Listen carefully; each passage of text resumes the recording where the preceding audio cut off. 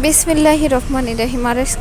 আর একটা রেসিপি নিয়ে আসছি। আলু কুচিয়ে নিলাম, ডিম সেদ্ধ করে ছিলে নিয়েছি, এখানে পেঁয়াজ রসুন কুচি করে নিয়েছি, নিয়ে কড়াইতে দিয়ে তেল দিয়ে দিলাম, কাঁচামরিচ তেল দিয়ে ভালো করে একটু ভেজে নিব। ভেজে আলু কুচানোটা দিয়ে দিব কড়াইতে, দিয়ে ভালো করে একটু নেড়ে চেড়ে নিয়ে দিয়ে দিব হলুদ মরিচ লবণ দিয়ে পানি দিয়ে ঢেকে দিব। ঢেকে দেওয়ার পরে তৈরি হয়ে গেল, ডিমও দিয়ে দিব ভেজে, তৈরি হয়ে গেল আলু আর ডিম রেসিপি। আমি বানিয়ে ফেললাম আলু ডিম রেসিপি।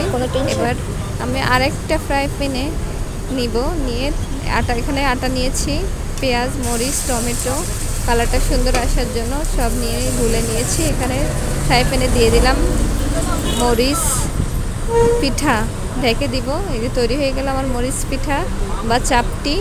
এই যে সকালের নাস্তা তৈরি হয়ে গেল মজাদার স্বাদের। আল্লাহ।